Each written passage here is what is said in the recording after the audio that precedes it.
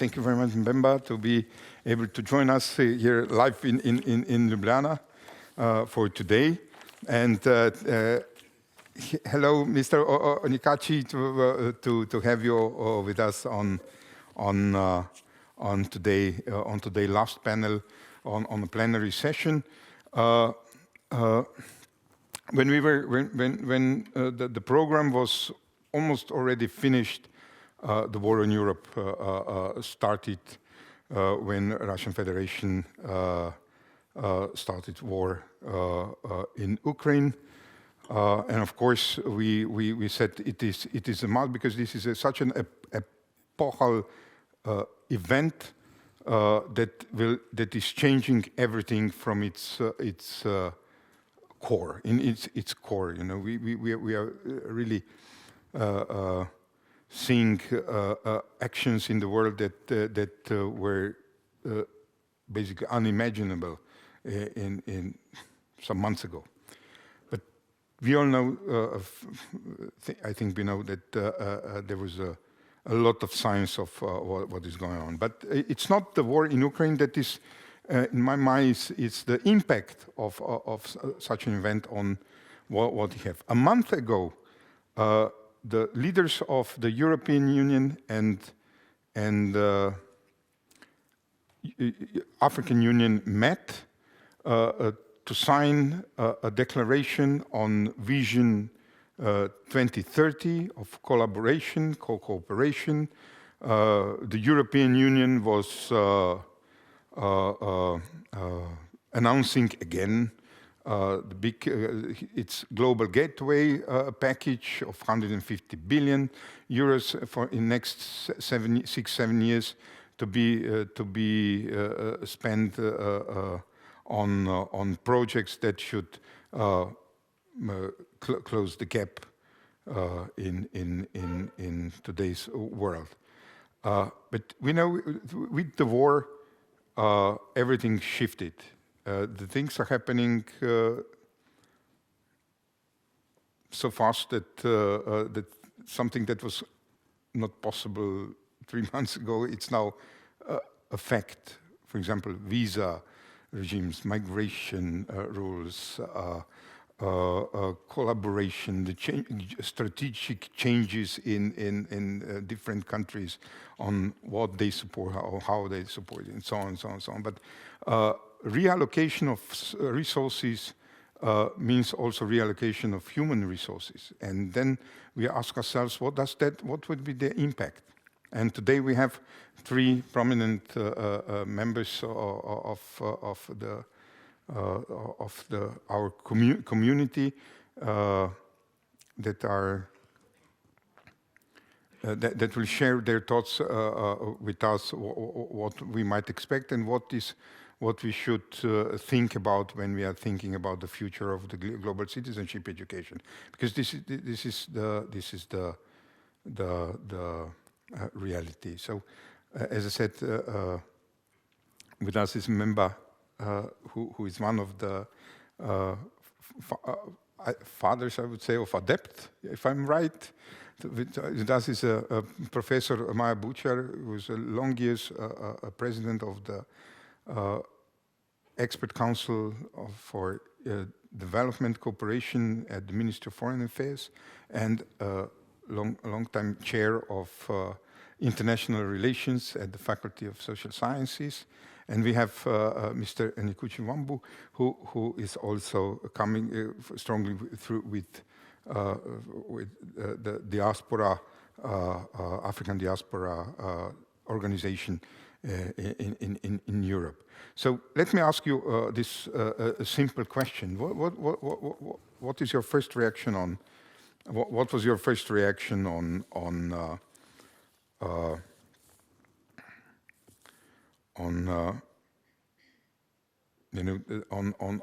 the war in Ukraine, and what that means now for the African-European relations? Maybe we start with you, Mbemba.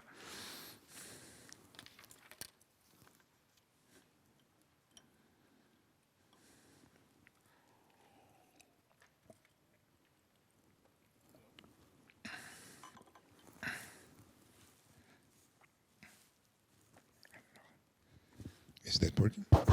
Is that working?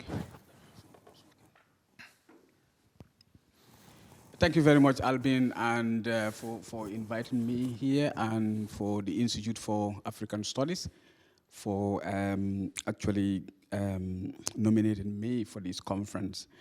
The question is very important because a month ago, ADEPT and the Africa Center, the organization that I represent, we took part actually in the Africa-Europe week. And then we were actually looking at, in terms of migration, the movement of people in a dignified way, and how young people could be actually helped in terms of job creation, but also people who are in Europe as irregular migrants. So how do we regularize that? So I was actually contributing some of the things that are happening, especially in Ireland, with the regularization of irregular migrants, people who are undocumented. So it was kind of a really interesting discussion. And then the European Union and the African Union, as Albin mentioned, has this joint vision, 2030, for 150 billion, specifically to spend on education and training for children and youth. But definitely the war has actually changed a lot in terms of the geopolitics in Europe, but also with relationship with African countries. So most of the countries at the moment, aside from supporting the movement of refugees or people who are fleeing the war into European countries, but we have actually seen a lot of spending in terms of military support, but also support how to, in terms of food and other logistics. Especially Ireland didn't support anything on the ammunition side of things, but they actually spend a lot of money in terms of food. And I can see that also this is going to have an impact in terms of the aid budget. They haven't actually said that yet, but like just making a reflection on what the previous speakers actually mentioned in terms of development education itself. So I just think that like the impact would definitely have some effect. So this is an opportunity for educators to actually see how do we move forward. I know the next question will be like that, but it would be actually touching on that. But we should experience, or we should actually prepare ourselves that there's going to be a huge impact in terms of the funding towards development aid or development education or other areas as well. So it just depends on how do we engage our government as civil society to make sure that actually the commitments are actually met. Because there are some commitments that globally we are part of as global citizens. The Sustainable Development Goals, the 2030, we are part of that. And we are part of so many agreements as well. But there is ways we need to actually identify how do we fund these things without actually reducing the cost of our aid budgets and allocations that we have already. But I definitely think that there's going to be an impact. Thank you. Thank you, Bemba. Professor Buchar, earlier the representative of Slovenian Ministry of Foreign Affairs announced that in 2022 the government designated 96 million euros for ODA, for official development aid, which is roughly, I would say, 17 million, or quite a big proportion, more than ever before. But we don't know the structure of it. So we will be looking into it. But from your experience, does that have to do anything with war in Ukraine? I don't know when this figure was decided, because as you mentioned, Albin, before, I am a former member of all of these bodies. Yeah. So I'm no longer getting the type of information which would allow me to comment on this.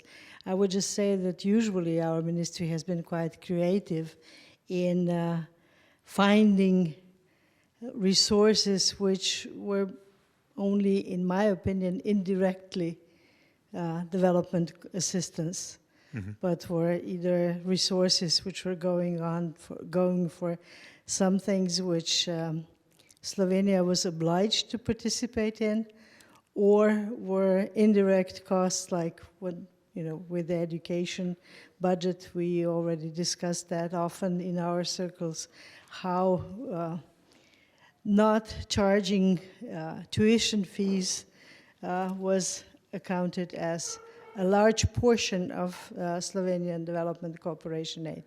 I would assume that all of the humanitarian aid going from Slovenia right now is part of this increase. Mm-hmm. Whether this figure is has been achieved after the beginning of the war or before, I'm not sure, but if it was after, it's definitely counting this in.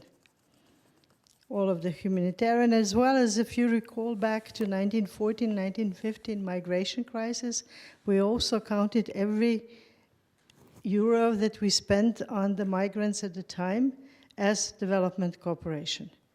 And now, assuming that we will also accept quite a large number of Ukrainian refugees coming to Slovenia, this will affect Slovenian budget. Mm-hmm. And make it large, even though in fact it will not be the money going to developing countries.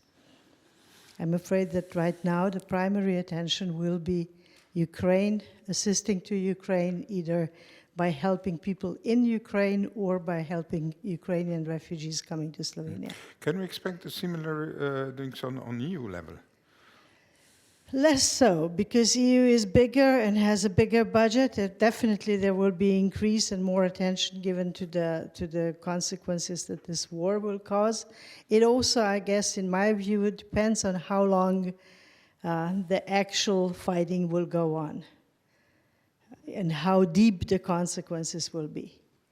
Because in the worst case scenario, then we will be all affected no matter what kind of policies we undertake. Mm-hmm. Because then we have a global economic and political crisis of the proportions that we can hardly predict today.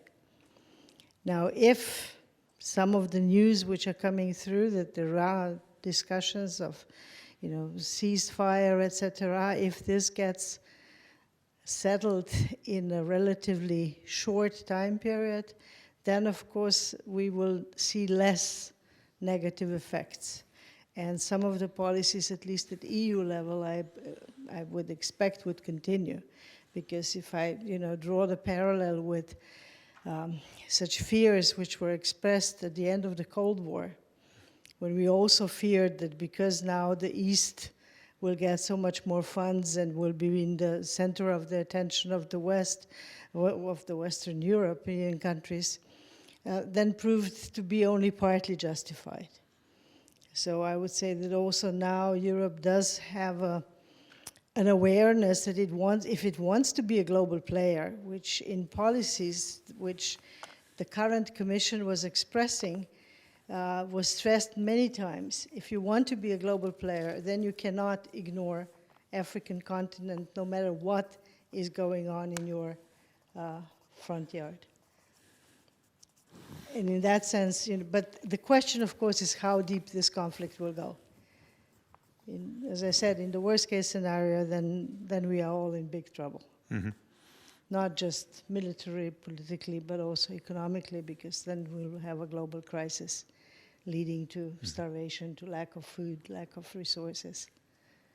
So, but let's hope that this is not the scenario that we will see unfold. Yeah.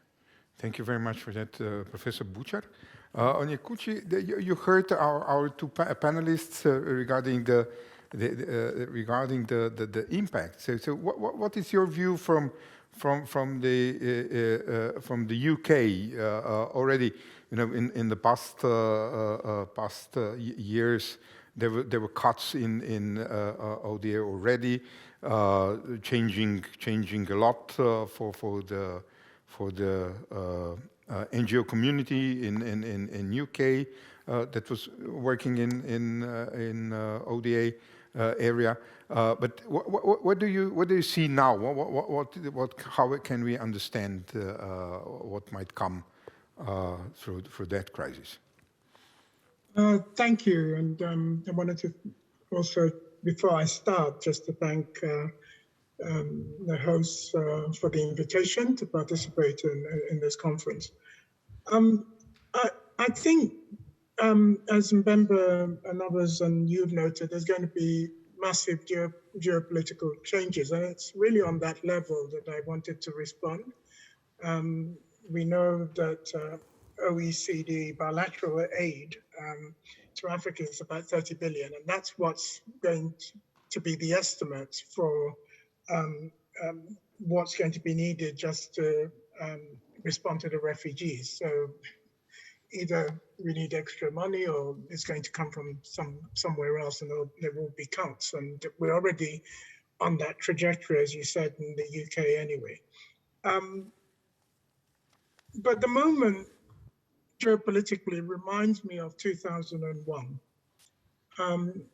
Between August and 31st of August 2001 and the 8th of September, there was a big conference in South Africa, the Durban UN Conference Against Racism, Racial Discrimination, Xenophobia, and Related Intolerances. And at that conference, a lot of the structural inequalities that I think this conference is addressing have been put on the agenda. And there was a huge momentum by the 8th of September that we wanted to deal with these issues as a global community.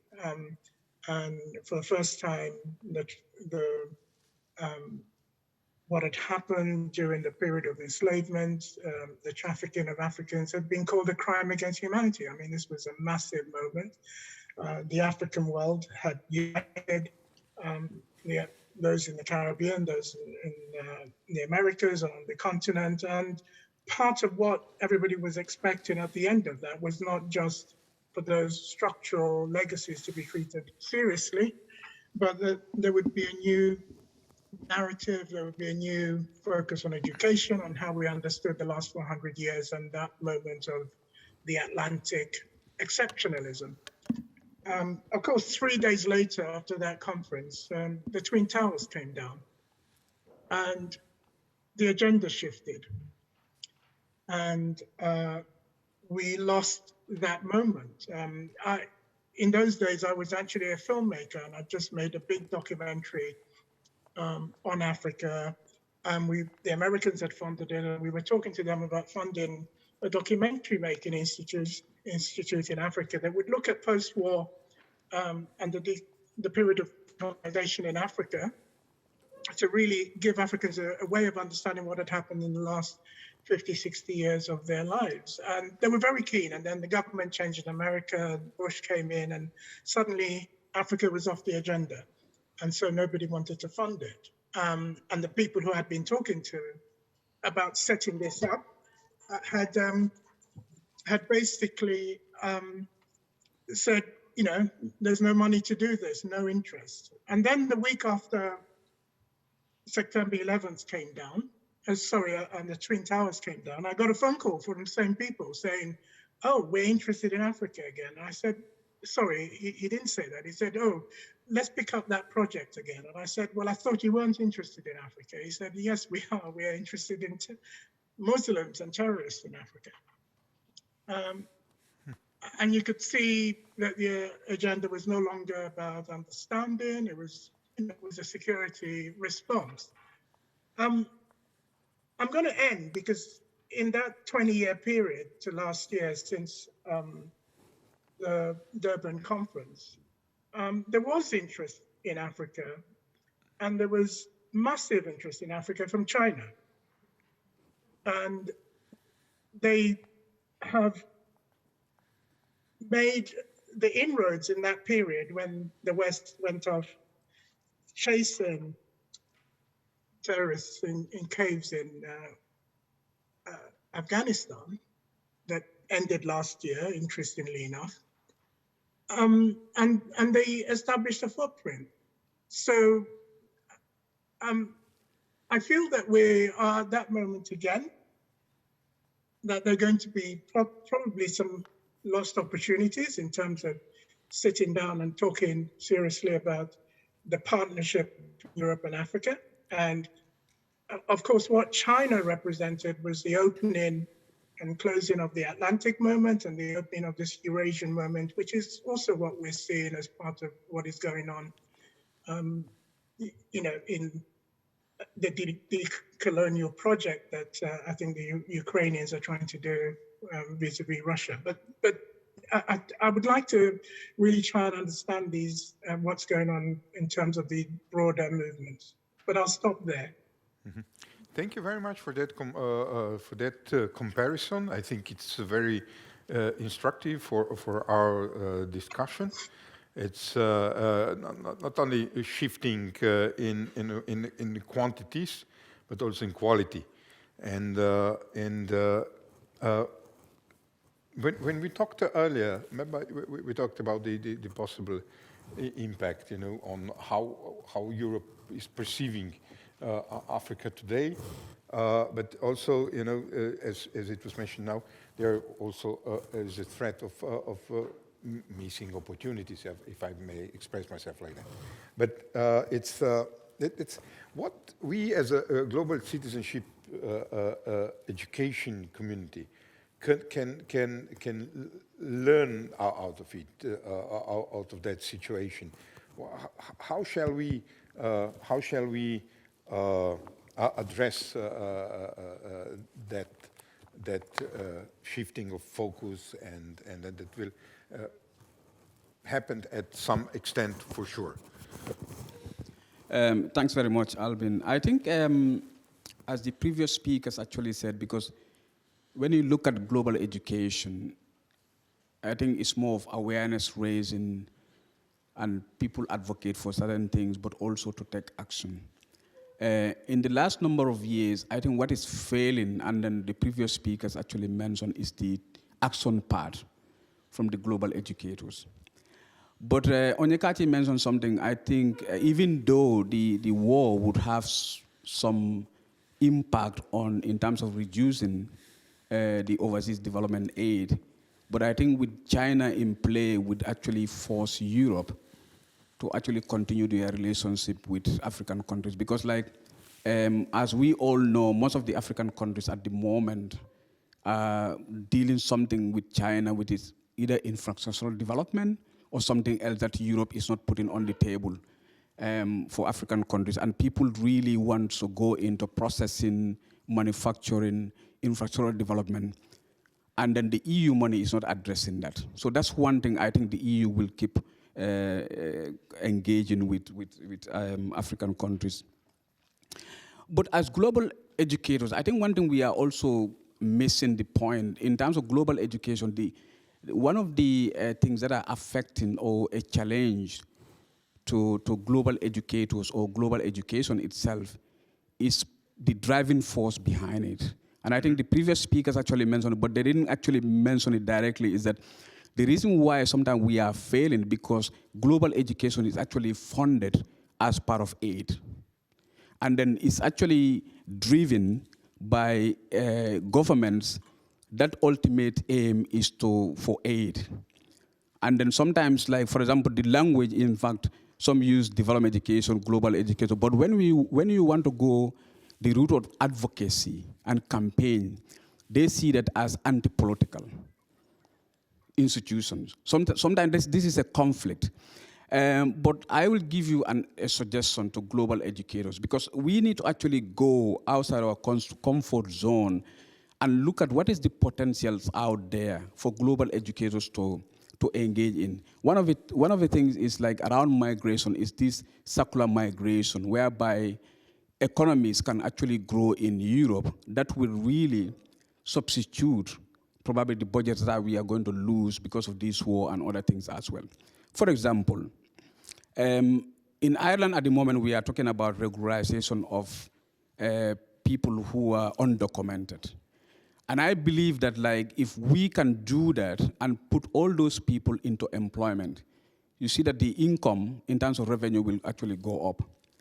So the suggestion I was actually making in the EU Africa Week is that the number of people, irregular migrants we have in Europe, and that are ready to be deported. So maybe we need to actually think about a form of a training, because the training budget of $150 billion Europe is talking about is actually out in Africa there. They are not actually talking about internally what is happening in Europe. And maybe this is the shift for development educators to actually look into how do we campaign or engage in education to regularize people here, making the case for getting employment, and this will actually put something towards the revenue we are collecting here to fill the gaps. That's one thing. But the other thing also is that in terms of global education, what is the need out there in African countries that Europe can benefit? Because at the moment, there is no African country that's population like below 18 years or youth is not 60%. And Europe is actually missing this point because like COVID has created a lot of gaps in terms of service sector, the health sector and other things. And this is what Africa can provide. And this is where the global educators can come in as well to make a case for us to look into circular migration and managing migration better. Because circular migration, I mean, if people can actually even leave African countries to come to Europe for like seasonal work or be trained in certain skills, you know that is also going to put more into the remittances as well. Because we all know in this room here, remittance money is actually even greater than the ODA. But we need to go further as well to see how that remittance money could actually be used in terms of job creation in African countries. So we need to engage our governments to say that we can actually get more in that by creating employment to actually leverage remittance into SME development in African countries. Because if we are afraid that young people are coming here, they are taking our jobs, all this negative stuff. So we need to actually think about how do we invest in those young people as well back home. Because the moment they are employed, that will also reduce probably the ODA we are thinking of going as well. But another thing also is, I think the biggest challenge for development educators is that if you look at development education or global learning in most of the countries, the people who are actually involved are already more Western-led organizations or individuals. What about the diaspora in those countries as well? How do we engage them? Because I think we are actually talking to the converted, but the people who actually need to be talking the language and making changes are left out. When we look at the funding or the people who are practicing, it's actually left out. So this is an opportunity for us as well. We are talking about the war, but in essence, we are missing the bigger picture. In terms of funding, in terms of people who are engaged in development education, is very limited in our countries. We don't even advocate for them. When we go to meetings, it's full of like people who are like us. And we are not bringing people who might actually have different opinions or whose voice actually matter. And this is something we need to actually challenge ourselves as development educators. So we have a great opportunity with irrespective of what is happening, because there were wars, but if you look at the language that is being used at the moment, is that these people are like us. They have the same skills. So it might happen to us. So you can understand where they're coming from. As a European and an African, I can understand where this rhetoric is coming from, but I think there's something that is missing as well as a diaspora that I think we can actually develop as well as development educators. Thank you very much. Professor Bouchard, would you add in this, what we as a community of global citizenship educators can learn and prepare ourselves to deal with when we are addressing the impacts of this war in Europe? There's so many topics out there, but I think in general, one of the things which stays in front of anyone who deals with the global citizenship or education is this interconnectedness of everything that goes on, and the need to point this out. I mean, there are things which now, at this particular moment, get more attention, but that doesn't mean that the world out there is no longer there, and that the problems which we dealt with yesterday have suddenly disappeared or become less important. I think one of the problems with the world today is that we try to, move in one direction all of a sudden in the next direction and don't take, as my colleague said, the big picture. And that one is really showing us, even with this war, how interconnected all the issues are. And in my understanding, that's the key point of the global education, that you show that the world is one, and whatever happens in one part affects the other. You can't isolate that. And you can't say, okay, now we don't no longer deal with Africa because we have a more emergent situation here, and just froze the relations there for a certain period of time. No, you need to, have enough energy, have enough strength to address all the issues, keep them all on some stage of, attention, and know that whatever will be done in one will have an effect on the other as well. And that maybe by, trying to get engaged more, you will also help this immediate crisis here, because there are opportunities how to, sort of solve or cushion certain shocks by acting globally. And as you see right now, I have a feeling sometimes that right now we are looking for someone to come with a magic wand from wherever, be it China, be it Turkey, be it I don't know who, that will resolve this issue, and then we can go on. Mm-hmm. And that's in a way expression of how interconnected we all are, how much we depend on each other. And these plans, if you look, you mentioned before this Global Gateway investment package, it's basically a same content as what Europe wants to do here. It's not something, the topics are just the same all over. Mm-hmm. We all talk about green transition, digital transformation, sustainable growth, etc. So these are not new topics, and they will stay, and regardless of what happens. The question of how deep we will be able to go, of course, is out there and it's open. Because, at least financial resources are limited, but there are other resources, as you mentioned, human resources. The fact that we have a continent where more than half of population is below 18, I think is a tremendous challenge. And I think that's where we really need to pay attention to, and that's the task of global education and so the community that you are today addressing here. Mm-hmm. Thank you for sharing these thoughts. I think that it triggers another question for Anikachi Wambu. From UK perspective, again, listening to the wise words of Memba and Professor Buchar, it's what do you see in the reactions of the community that is working on overseas development issues? What do you see as a challenge in the next period? I think going back to the point that my colleague just made, I mean, rather than see the youth bulge as a challenge, I would see it as an opportunity. And yes, in the short term, there's the crisis in Ukraine, but the long term for Europe is a sort of demographic decline. So there are opportunities that could be had if a lot of what Mbemba is talking about, where we see this interconnected world in operation, where people are able to move. The discourse, and part of the problem is to do with sort of development education and how we understand these things.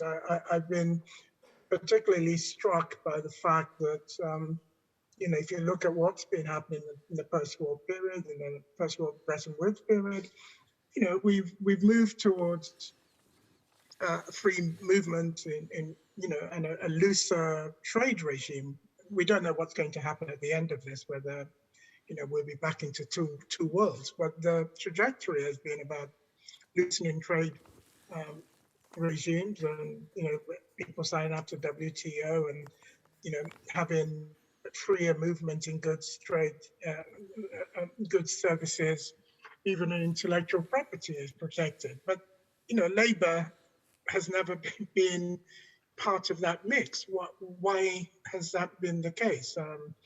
When I did my first year university economics, labor was a factor of production. So why can everything move freely, but labor can't move freely? Labor happens to be an area that Africa enjoys a comparative advantage in trade. So why are we not able to move to take advantage of that comparative advantage? Everybody else, in terms of goods, services, can take advantage of the things that they enjoy a comparative advantage in. So for me, there are much deeper questions. It's a challenge if you don't want African labor to move. It's an opportunity if that labor can move much more freely. There's a meme that's going around at the moment about the crisis in Ukraine. We talked about at the time of the Syrian crisis.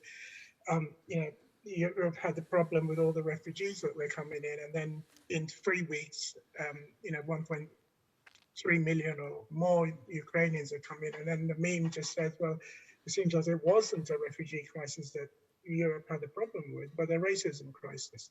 Now that's very simplistic, but it's going round and people are sharing it and reflecting on that. So for me, there's a much more how we deconstruct what drives this interconnected world, and some of the assumptions that are made and some of the decisions that are made within that global governance system is much more important. And then we can, once we've done that, we can either start seeing these things as opportunities, or we see them as continuing challenges. Okay. Thank you very much, Hikachi. I think that this is the point where we should stop talking. And I can see also in the public that there is a need for some kind of a energizer to move a little. It's true, it's a physically we cannot work more, I would say, and it starts to show also on your faces. At least it's seen on mine, because I have to confess, I didn't got all of it in this discussion. But I think that what we learned is a lot of insights that are giving us food for thought about what to do what we have to take into account when we are thinking strategically on a level to address everything. And let me allow something to say that I would like to hear specifically to say thank you to Ayacho Tefera when we were overnight shifting and constructing this panel in that way, as we saw it today. And what we learned here is that we have to, and we manage, I think, with what we were looking after, is that it's the big picture. It's the interconnectedness of the world. It's the interdependence of what we are doing. It's those issues that tend to fall from the table because the issues of loyalty and big things are getting into the picture. And we should also be aware of what we that we live in societies where we have a lot of voices missing. We have to create spaces that the voices are being heard. So it's so if this situation is telling us, and what I heard from your contributions is, and this will be the tough one. There is more work to do than we had it already.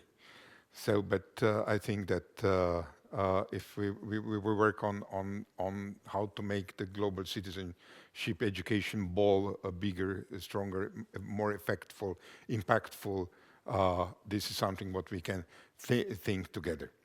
And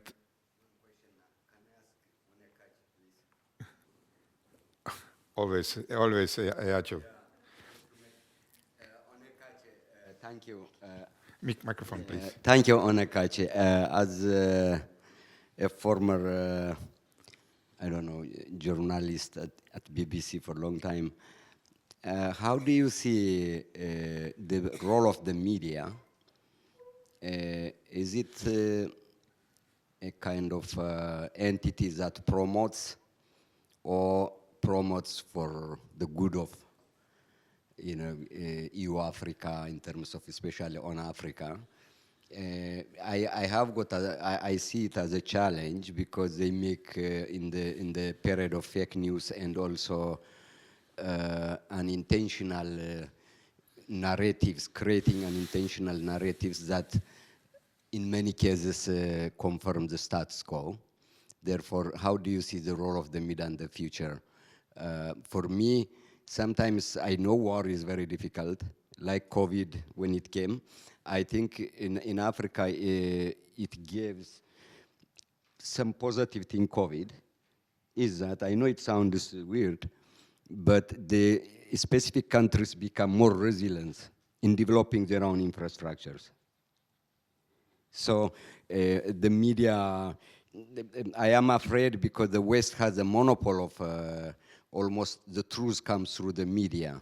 And by doing so, I'm afraid it can play a divisive role, or at least even to somehow persuade the citizens that some imminent danger is around something, so that they should support and things like that, especially on Africa and other things. So how do you see it as a media and also, of course, as a Ford director? Thank you. Thank you, Eacho. Onyekachi? Thank you, Yachu.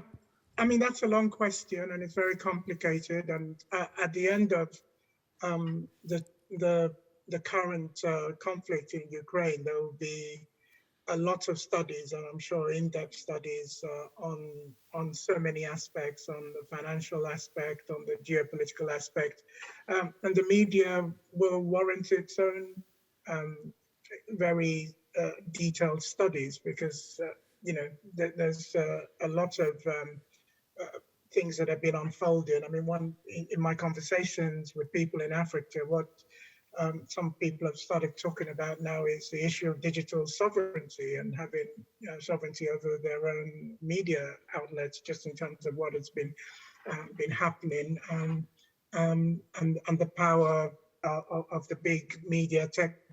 So inside all of this, and that's not to say whether they're right or wrong, but I'm saying all these issues are out there, and I'm going to defer to the host and not go on beyond that because he says everybody is tired. But I think all these issues will be looked at in detail, and we will join in the various explorations of those issues as they impact the African community. Thank you very much for that. I think that we can applaud to our